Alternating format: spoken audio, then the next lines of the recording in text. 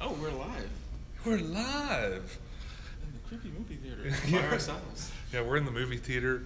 Yeah, it's pretty late. What is it? It's like 10 after 10, 5 after 10 or so. Hey YouTube, this is Peck Tech and my buddy Keifel.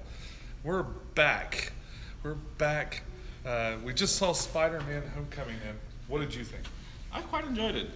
Once again, Marvel has done a good job, has done an amazing job.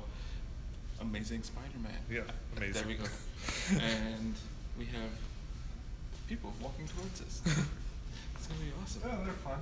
So this was a really unusual film because it's the kind of thing that so Sony had purchased the rights to Spider-Man a long time ago.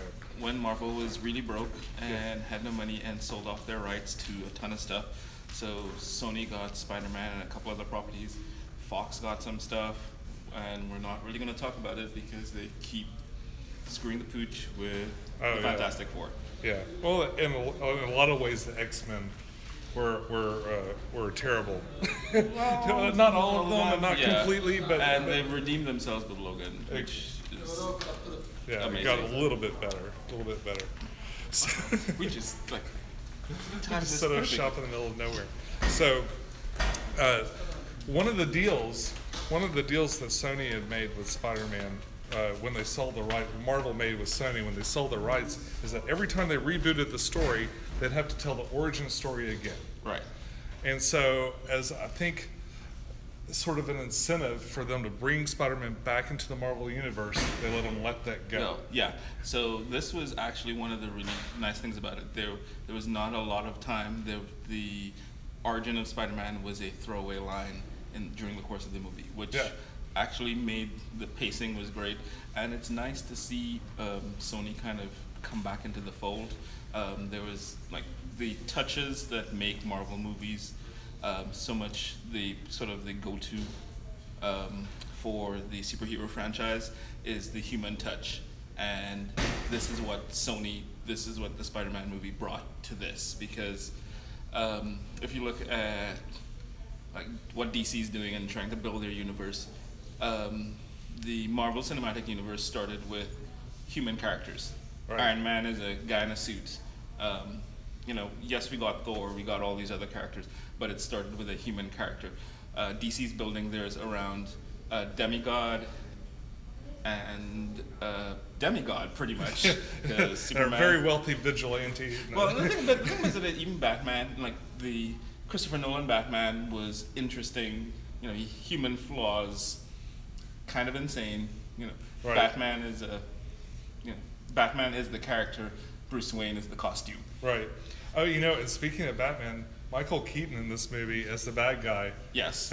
He's right back in doing the stuff we love him to do, which is just be a crazy, angry old man. Yeah. And kind of, the edgy, but still a human character. He's doing what he's doing for his family. Right. So, yeah, he's they really filled out the story. It wasn't just a generic bad guy. In a lot of ways, he relates. I related to his plight. He's just trying to take care of his wife and kids. Yep. This is actually one of the better non-official Marvel movies, and not because they're not actually because they're all the usual Marvel touches. It's right. The movie opens with a touchstone for all the people that grew up watching Spider-Man on TV in the 70s.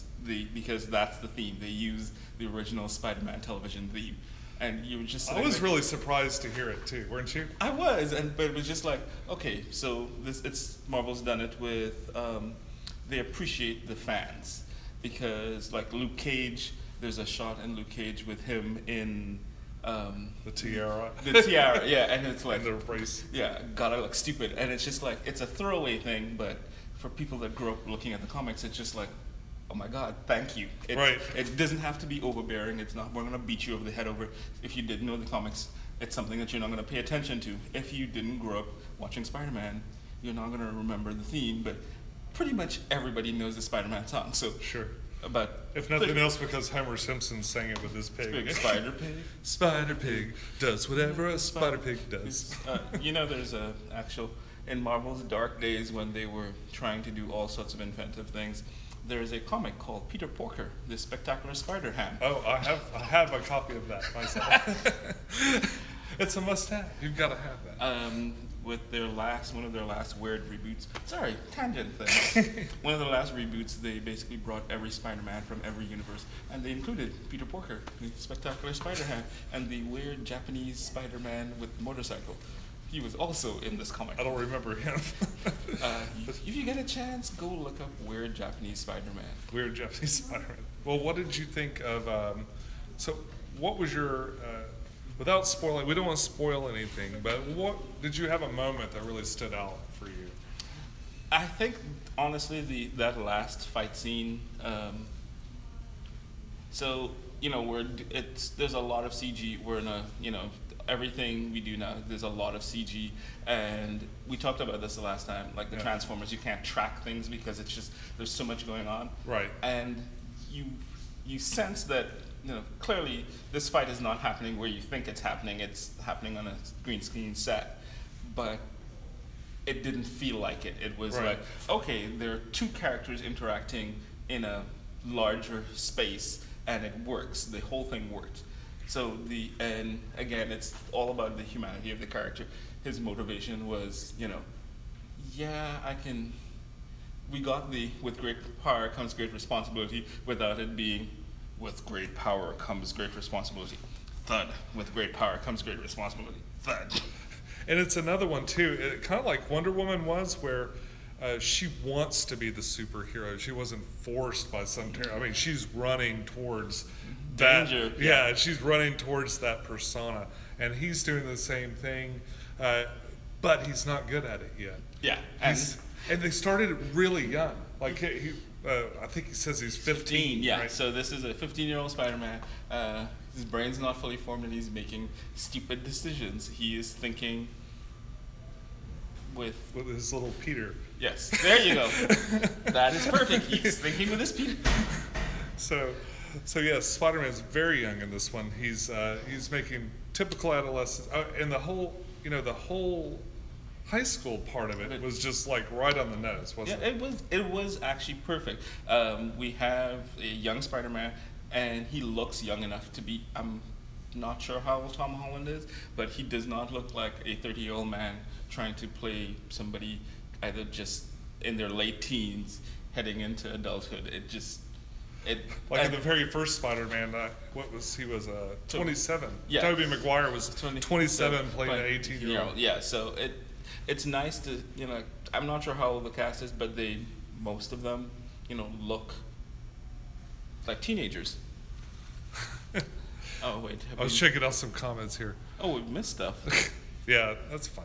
So, what else do we have to say about this film? Anything? If you've seen it already, go back and see it again, because I'm sure there's stuff you missed. There is. It is fun. It is fun for everyone. Stay to the very end. It's worth it. It is. It is hysterical. The T-shirts. I really want to know where he gets some of those T-shirts, because they're in-jokes on the T-shirts. Oh yeah. Oh, did you know? My wife got a huge kick out of Iron Man's T-shirt when he's at the very beginning, where he's letting Peter Parker, out of the car, and they do the "it's not a hug" thing. Yeah. He's got this kitten, just a little kitten on his T-shirt, and she couldn't get over how he's got a kitten. It's a kitten on his shirt. That last shirt Peter was in, what is it? I Survived New York. No, that was after the Electron one. Oh, there's one.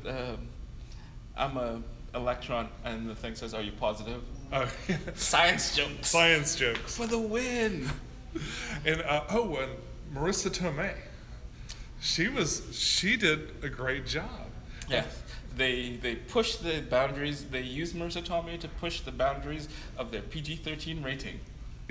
Because I do believe you get one F-bomb. Yes. In a PG-13 film. Yes. And they did like half an F-bomb. So, I'd still say, overall, I'd say this was a really kid-friendly movie, typical of like the Marvel things. Stuff. Yeah, it's PG-13. There is so long as if you don't care about violence and all you care about is like nudity and there are no boobs in this movie. No boobs, no butts. But it was a really entertaining film, very much a popcorn movie. I mean, you gotta turn your brain off just a little bit and enjoy it, because it was great. Yeah. It was great, but it had a lot of classic moments. I think that this is going to be this is going to redefine. This is going to be the redefinition of Spider-Man. Yeah. Because we. And it's the best sort of reboot possible. Yeah, it's like we're not gonna like bog the story down with an origin story. We're just gonna go. We're gonna pick it up. We've got little teasers along the way. We're just gonna pick this up and we're gonna run with it. And it was great. The only stuff you're gonna see in this are the things that you wanted to see again.